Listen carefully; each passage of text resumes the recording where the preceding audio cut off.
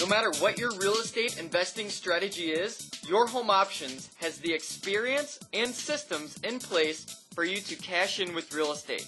Now let's check out another profitable real estate deal.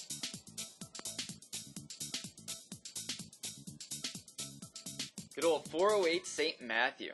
Alright, so check this house out. This house, I actually tried maximizing the profit as much as I could on this one for several reasons. We'll get going on this. But this one, I knew I could cut a few corners and make a pretty dime on this one. Here's before, obviously the huge bush out front, nasty siding. How many numbers on a house do you need? Look at that old awning. I mean, that just looks hideous. So anyway, that's the awning removed. The big bush and that island over there, poof, gone. Those are gone. I also did a tree on the side. You can see the people doing the siding. I actually had, I bought the house to the left, and I got to the house to the right of it, and I got a heck of a deal on siding. So they did the 2 houses in 1 weekend, got a heck of a deal. But new shutters, bright maroon shutters, landscaping done. I just did, eventually did rock on this one. But that's the mulch at first, just to give it curb appeal while I was working on it. Moving on inside, we got the little tile entryway, which I think I preserved. Yeah, I did with vinyl. You'll see her in a moment. But that's a nasty old carpet, walking in, old base, old outlets, mixed match outlets actually.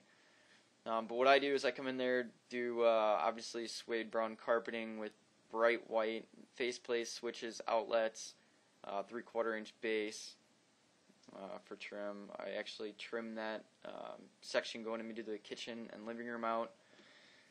Spinning around, this is after demo, after everything is gone. And all the base, everything removed. What you're seeing though is a compilation of my before, during, and after videos. What I do is I come in there with my camera, especially if I'm doing multiple homes. I just literally speak to the camera. That's after the laminate. Actually, you know what? You're right. I did laminate in this one. Oak laminate, 3/4 inch base, new trim. See the trim around the window. That entranceway, I think we trimmed. I actually put a new board on top in the middle. Anyway, and then what you're seeing though is, oh, here's where I cut corners. I'll get back to that in a second. These cabinets actually is what I felt I could cut around. I got rid of that bread box thing, but I kept the microwave. It was in great shape, and the cabinets and that tile behind it. So what I did is I took off the countertop, obviously that stove unit, just got a matching toe kick plate and got a custom, what do you call it, countertop for it.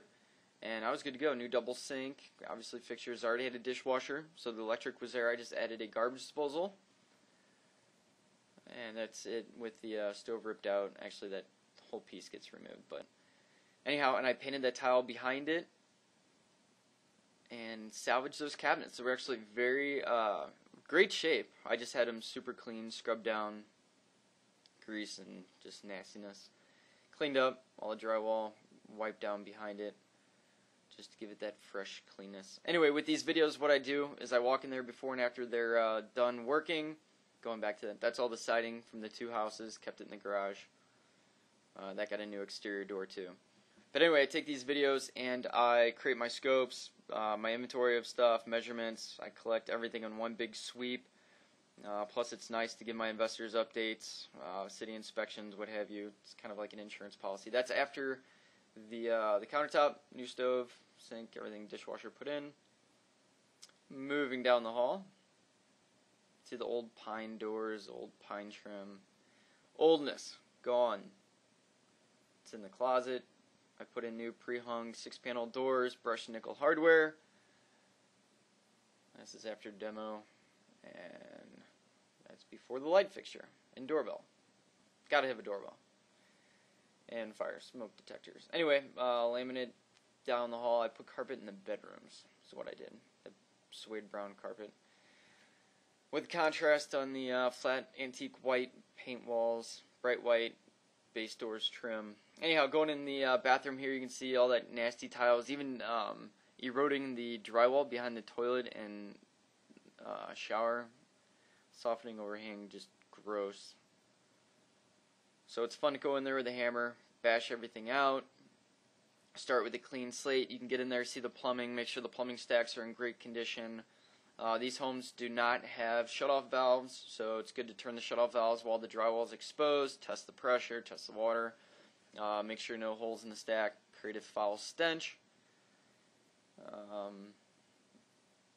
Yeah, I took the softening out of that shower. I headed that one up. Anyway, here's new green board.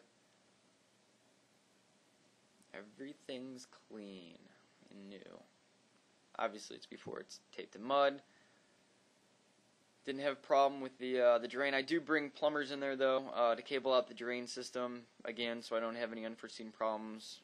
It's easy exposed. I don't care if he comes in there with his cable machine before a tenant's in there and during demo.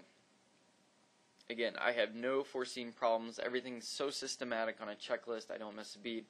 That one I did the fiberglass insert with a full-length mirror. Vanity always matches the kitchen. Here we go, is the master bathroom, half bath, all that tile, poof, gone.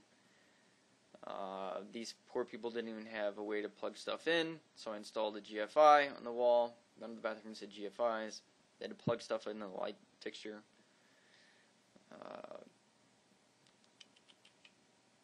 Love the drywall behind the toilets and everything, just from who knows what happened in the past, but just nice to have fresh. Doesn't take long to demo. It's a real quick repair. Sheet of drywall's less than $8, so get it done right. There's the GFI there installed. Everything bright, clean, crisp, new, inserted, recessed medicine cabinet. Again, before and after, the only thing I didn't show you on this home was the I did screened-in porch that I had to redo in the back, new screens, all exterior doors replaced, garage door opener.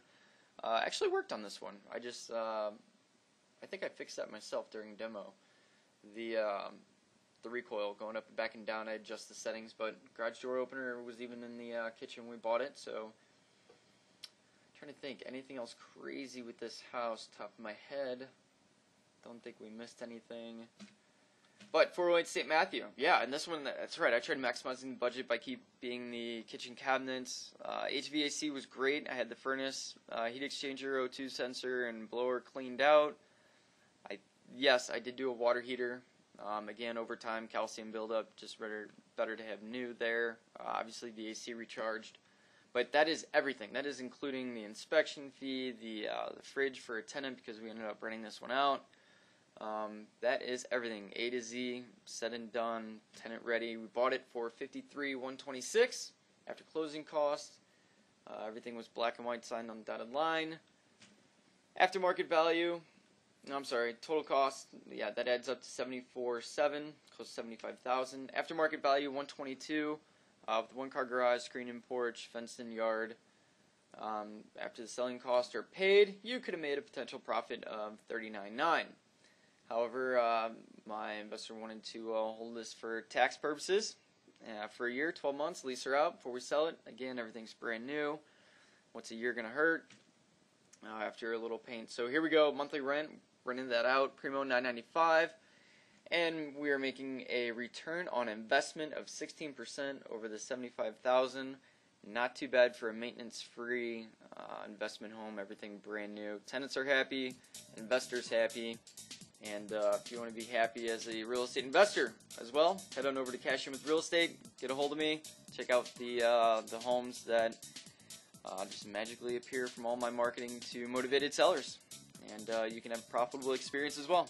See you at the closing table.